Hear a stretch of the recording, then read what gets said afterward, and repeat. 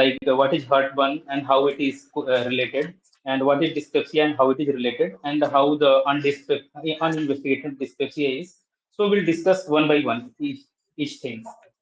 Dyspepsia is generally a constellation of the symptoms of gastroduodenal region of the upper gastrointestinal tract, not the esophagus. तो सबसे बड़ी बात है कि जब भी हमारे पास पेशेंट आता है तो पेशेंट ओपीडी में जब प्रेजेंट करता है वो बोलता है कि मुझे डकार आ रही है। कोई पेशेंट हमें बोलता है कि मुझे थोड़ा सा ब्लोटिंग होता है, गैस बनता है, तो क्या उस पेशेंट को हम डिस्पेप्सिया का पेशेंट बोल सकते हैं या नहीं बोल सकते हैं? कौन कौन से क्लिनिकल सिम्टम्स पेशेंट में मौजूद होने चाहिए जिसके आधार पर हम क्लासिफाई कर सकते हैं कि पेशेंट डिस्पेप्सिया का है, पेशेंट जीईआरडी का है, और या पेशेंट किसी और कोई और डायग्नोसिस बन रही है। सबसे पहली बात हमें समझना है कि डिस्पेप्सिया जो है वो बीमारी तो पेट की ही है, स्टमक की ही है, लेकिन वो उससे ओसोफेगस उसमें इन्वॉल्व नहीं है। तो ओसोफेगस इन्वॉल्व नहीं है, इसका मतलब डिस्पेप्सिया जो बीमारी है वो बीमारी है जो लोअर, हमारा जो ट्रैक लोअर जो पार्ट है ना स्टमक का, वहां की बीमारी है। इसमें डिओडेनम इन्वॉल्व है, यानी गैस्ट्रिक रीजन और डिओडेनल रीजन दोनों इन्वॉल्व है इसमें। अपर पार्ट इन्वॉल्व नहीं है, कहने का मतलब जो ओसोफेगस वगैरह ये सब पार्ट इन्वॉल्व नहीं है। उसकी डायग्नोसिस जीआरडी की बनेगी। तो मैं एक बार आपको बता देता हूँ कि हार्टबर्न के बारे में। हार्टबर्न में occurs as a part of the system symptoms, क्योंकि ये कई सारे सिम्टम्स को डिस्पेप्सिया बोलते हैं। लेकिन Rome 2 committee decided that when heartburn is predominant symptoms, the patients should be considered to be have GERD, not dyspepsia. Rome 2 committee ने decide किया था कि आप मॉडर्न में क्लासिफिकेशन जब देखेंगे तो कई सारे जो बैठकें होती हैं, जैसे कमेटी जो होती है वो डिसाइड करती है कि कौन सी चीजों को हमें किस तरीके से बताना है। आप हैरिसन के गाइडलाइंस वगैरह देखेंगे तो उसमें आपको पता चल जाएगा। तो उसमें हम जब देखेंगे तो हम ये पाएंगे कि रोम 2 कमेटी ने बताया कि अगर हार्टबर्न पेशेंट में उपलब्ध है, अगर हार्टबर्न मौजूद है, तो हम उसको बोलेंगे कि वो डिस्पेप्सिया का पेशेंट नहीं है, वो जीआरडी का है, डिस्पेप्सिया नहीं है।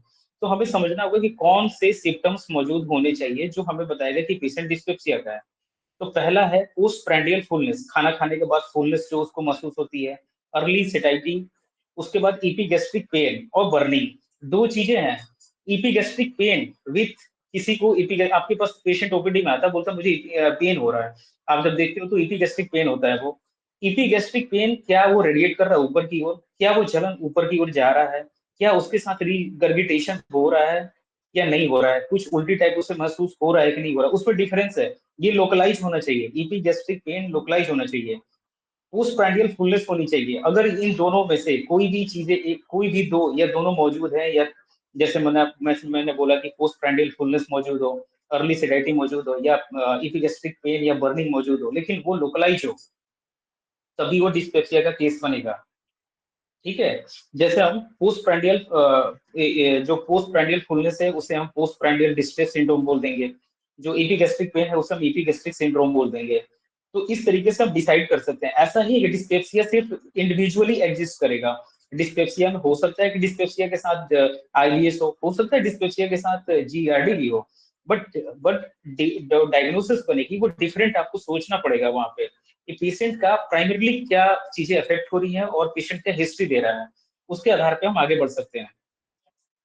अब जो डिस्पेप्सिया होती है वो कई बार अनइन्वेस्टिगेटेड डिस्पेप्सिया होती है, क्योंकि उसमें कोई इन्वेस्टिगेशन होता नहीं है।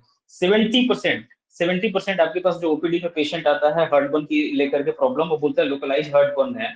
आप पूछोगे क्या वो रेडिएट करता है ऊपर की ओर, क्या ऐसा लगता है कि जलन हो रही है, गले में जलन हो रही है, ऐसा तो बोलता है कि नहीं वैसे कुछ नहीं हो रही है, बस मुझे इस रीजन में पेन हमें महसूस होता है।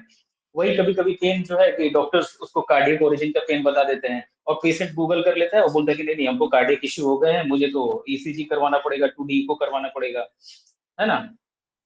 तो 70% जो कॉज होता है वो फंक्शनल कॉज होता है, और 20 से 30% हमें यही बात समझना होगा। मैं आगे भी और भी चीजें डिस्कस करूंगा कि कैंसर भी हो सकता है और भी कई सारे चीजें हो सकती हैं, बट हमें सबसे मेन हमारा जो मोटिव और हमारे पास जो बाकी पेशेंट आएंगे ना 70% के बाद वाले, वो पेप्टिक अल्सर डिजीज के लेकर के आएंगे। ठीक, एक टर्म और होता है जिसको गैस्ट्राइटिस बोलते हैं, लेकिन ये टर्म जो है ना should be reserve for histologically documented inflammation of the gastric mucosa. हम लोग जो गैस्ट्राइटिस की बार बार जो हम लोग कोई भी डायग्नोसिस बनाते हैं, कुछ भी हो गया पेट में, बोलते हैं कि तुरंत वो गैस्ट्राइटिस है, ऐसा नहीं है। Non-gastritis is not the mucosal erythema seen during the endoscopy and is not interchangeable with the dyspepsia.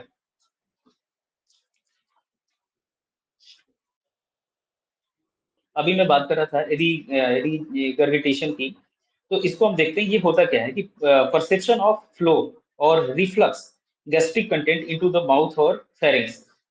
जो गैस्ट्रिक कंटेंट है अगर वो हमारे माउथ में आता है तो उसे हम बोलते हैं रिगर्गिटेशन। एक और टर्म होता है जिसे बोलते हैं वाटर ब्रश। ये क्या होता है कि sudden appearance in the mouth of slightly sour या साल्टी फ्लूइड आता है। It is not regurgitated fluid. ये रिगर्गिटेशन नहीं है, मतलब ये गैस्ट्रिक कंटेंट नहीं आ रहा है। वाटर ब्रश में कभी भी गैस्ट्रिक कंटेंट नहीं आता। ये माउथ से है ना सलेवरी ग्लैंड के एक्टिवेशन हो जाती है, जिसके चलते ज्यादा से ज्यादा सलाइवा बनने लगता है, उसे बोलते हैं वाटर ब्रश। हर्ट बर्न को समझेंगे। हर्ट बर्न को पाइरोसिस बोला जाता है। क्लासिक ये हर्ट बर्न जो है क्लासिकल सिम्टम्स है जीआरडी का, with patient generally responding to a burning feeling rising from the stomach और lower chest and radiating towards the neck, throat and especially and occasionally to the back. इसमें generally आपको समझना होगा ना, ये patient जो है यहाँ से इसका जो हर्ट बर्न हो रहा है वो रेडिएट कर रहा है ऊपर की ओर, रेडिएशन ऊपर की ओर जा रही है। लेकिन जो हम अभी जो बात कर रहे थे, मैं यही समझाना चाहता हूँ, बस एक बेसिक सा बात समझना है कि डिस्पेप्सिया में और हर्टबर्न में जीआरडी में कैसे डिफरेंस करनी है। ईपीगैस्ट्रिक पेन अगर लोकलाइज है, अगर वो कोई ऊपर की ओर रेडिएट नहीं कर रहा है या फिर उसमें जो जलन वाली फीलिंग जो ऊपर की ओर नहीं जा रही है, तो हमें उसे डिस्पेप्सिया में रखना है। ठीक है। डिस्पेप्सिया अलग है, हार्ट बर्न अलग है, रिगर्गिटेशन अलग है।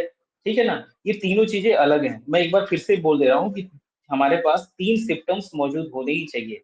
या तो पोस्ट प्राइंडियल फुलनेस हो, अर्ली सेटाइटी हो, या इपिगेस्ट्रिक पेन और बर्निंग हो। लेकिन इपिगेस्ट्रिक पेन लोकलाइज हो, है ना। अब आगे हम बात करते हैं कि क्या डिस्पेप्सिया के क्या क्या कारण हो सकते हैं। तो जैसा मैंने पहले बताया कि डिस्पेप्सिया डिजीज है कहाँ की, डिस्पेप्सिया डिजीज है लास्ट पार्ट ऑफ जो गैस जो हमारा स्टमक है और डिओडेनल के पार्ट की, डिओडेनम के पार्ट की। ठीक है। तो गैस्ट्रो डिओडेनल ऑरिजिन की जितनी भी प्रॉब्लम्स होगी इसमें आ सकती है ना।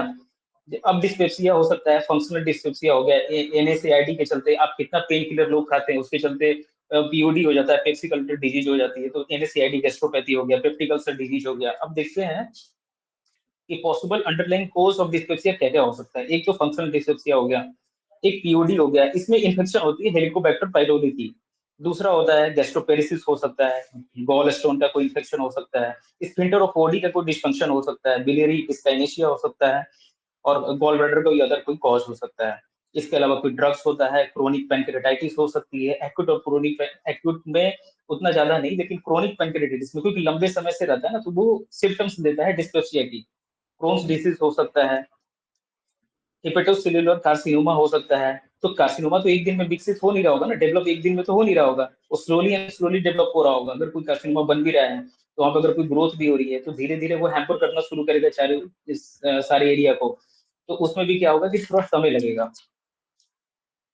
अगर आपके पास कोई पेशेंट ओपीडी में आता है कोई न्यू ऑनसेट डिस्पेप्सिया लेकर के, सबसे पहले हिस्ट्री लेनी है। जीआरडी, बिलियरी पेन, आईबीएस, ठीक, एनोरेक्सिया, इन सबको हमें तुरंत तुरंत एक्सक्लूड करना है कि क्या पेशेंट को जीआरडी है कि नहीं है, मतलब पेशेंट में डकार वगैरह ऐसी रिगर्गिटेशन वाली कोई दिक्कत आ रही है कि नहीं आ रही है, हार्ट बर्न है कि नहीं है, वो सब हमें देख लेना है। कोई बिलियरी पेन वगैरह है कि नहीं है देख लेना है। ठीक। इसके बाद हमें आगे बढ़ना है। अगर हमें डिस्पेप्सिया के सिम्टम्स मिल रहे हैं तो फिर जैसे मॉडर्न में हम जो है कि हेलिकोबैक्टर पायरोली के लिए आगे टेस्ट करते हैं, यूजीआई एंडोस्कोपी भी कर सकते हैं। ठीक है। तो हमें बहुत ही जरूरत है, अगर इस तरह के पेशेंट आ रहे हैं, अगर क्रोनिकली उनको बहुत ज्यादा प्रॉब्लम है तो हमें एंडोस्कोपी के लिए रेफर करना ही करना चाहिए, क्योंकि हो सकता है पेप्टिक अल्सर डिजीज उसका वो देख सके कि हो सकता है उसको पेप्टिक अल्सर डिजीज डेवलप हो रहा हो, या कोई हो सकता है एसोफेजियल इरोजन हो सकता है कोई हाइटल हर्निया हो सकता है फंडक पोलिप हो, गैस्ट्रिक अल्सर हो, पेप्टिक स्ट्रक्चर हो, है ना, डिओडेनल अल्सर हो सकता है। इन सभी चीजों को हमें देखना पड़ेगा। कई सारे अलग अलग क्लासिफिकेशन भी है इसके बारे में। और मोस्टली आपको ध्यान रखना है कि जब भी पेशेंट आए, पेशेंट आपके पास अगर ओल्ड एज का आता है तो आप उसको इंडोस्कोपी के लिए भेजिए ही भेजिए। अगर सिम्टम सबसाइड नहीं हो रहे हैं तो आप इंडोस्कोपी के लिए भेजिए। अगर उसके साथ कोई भी सिम्टम्स ऐसा मिल रहा है जो अलार्मिंग सिम्टम्स है, लाइक उसके वेट वेट लॉस हो रहा है, लाइक पेशेंट को नाइट स्वेट्स आ रही हैं, कुछ कैंसर के आपको इंडिकेशन लग रहे हैं, तो बिल्कुल ही बिल्कुल उसको यूजीएसओपी के लिए भेजिए भेजिए। हम करते क्या है, जब भी हम यूजीएसओपी में आप देखोगे, हम यूरिक ब्रेथ टेस्ट करवाते हैं यूजीएसओपी के लिए। तो इस तरीके से हम पेशेंट को आगे लेके बढ़ते हैं। बाकी आगे डिस्कस करेंगे एक अगले क्लास में, क्योंकि पेशेंट एक एडमिट है हमारे पास, तो इस वजह से मुझे थोड़ा सा रिक्वेरी वाले पे रिप्लाई भी देना है, तो थोड़ा पॉसिबल नहीं होगा मुझे अभी क्लास सही से कंडक्ट करना। उसके लिए मैं काफी तहे दिल से सॉरी हूँ, सॉरी बोल रहा हूँ आप लोग को। इसको हम लोग आगे बढ़ाएंगे। ठीक है, thank you so much guys.